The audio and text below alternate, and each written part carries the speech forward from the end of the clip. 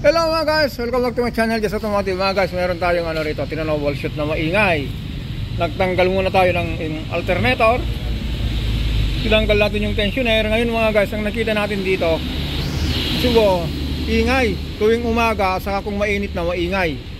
Sabi ni sir, baka alternator daw. Kaya yung pinalas natin yung alternator, pinakinggan natin yung ikot.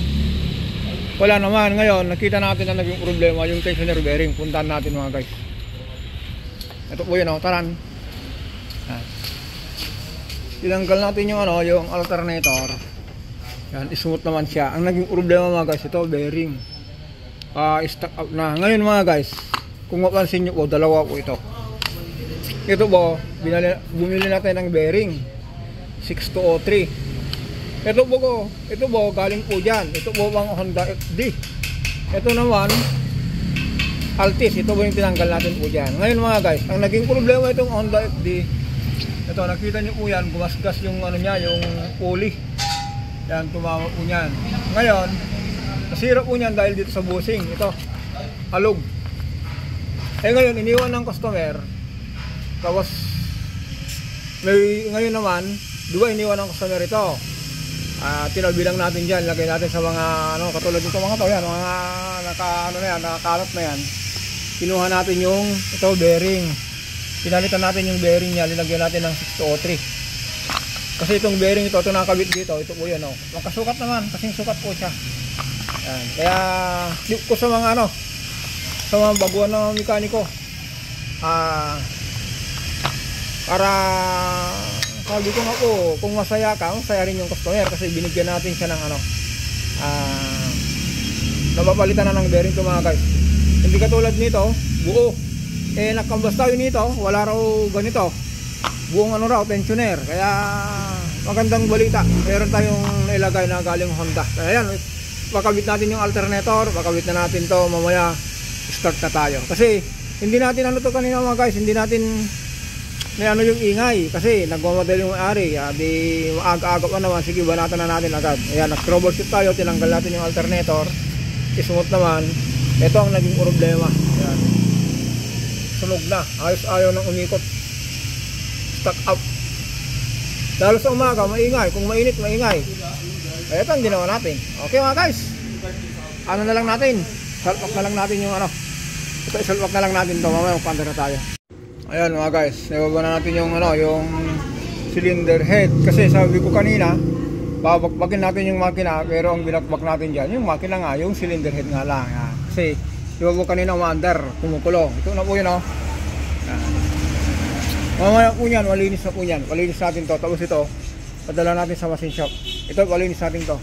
Kasi yung mga guys, yung sa injector, kung paano natin nabunod yan, mamaya pakita ko po kung dun sa mga gumagawa ng injector ng Hyundai o kaya yung mga common rail na malalalim, turo ko mamaya kung anong sikretong ginawa namin dito, kung paano namin binunod yan. Sobrang kalawang yan, mamaya makita nyo po yan.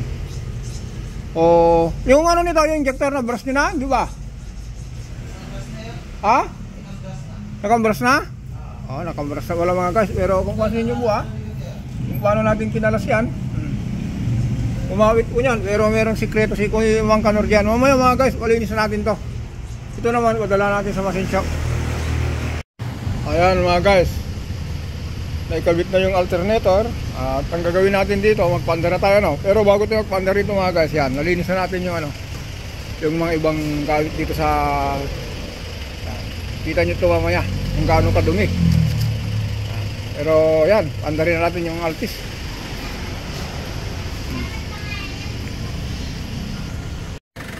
Yan, start na tayo.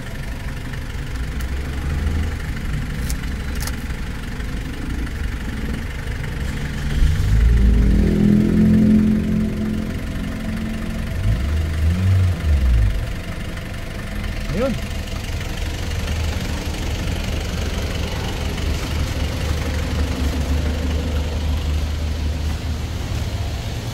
Ingay.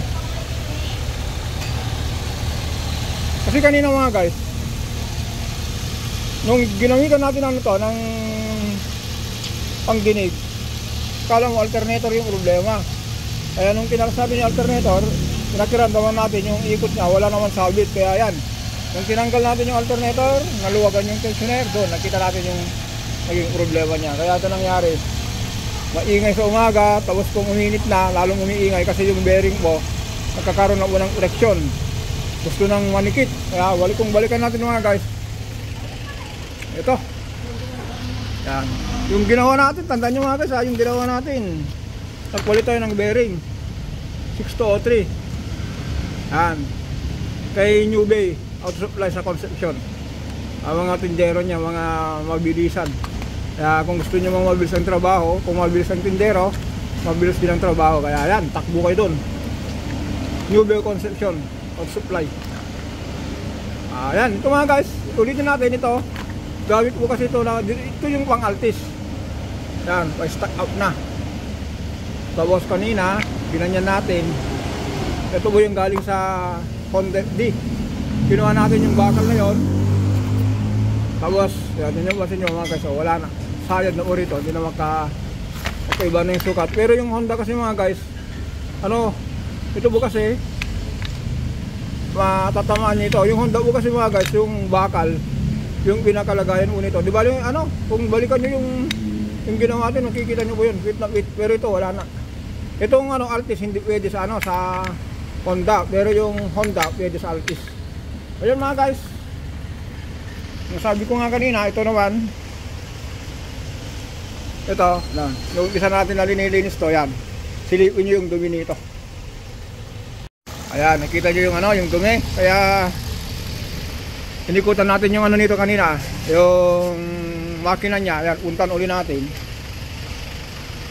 Ayan, isasabay natin ilinis din to. Kasi, top overall to mga guys.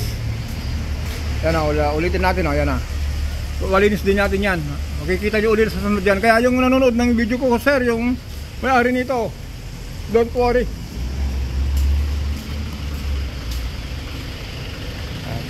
Ito na lang natin nilagay kasi para safety, walang mawawala. Okay, ito ma-under na, pero yun, sabi ko nga, ang inalitan lang natin ito, yung bearing ng Honda, kinuha na natin dyan. Ngayon kung masira ito mga guys, bearing lang pwede natin palitan, hindi katulad yung pinagpalitan yung galing dyan ng plastic, hindi pwedeng palitan. Ito, papalitan na natin yan. Kung masira yung bearing uli. Kaya yan, hanggang dyan na lang po tayo. Don't forget to subscribe, like and share. Maraming salamat.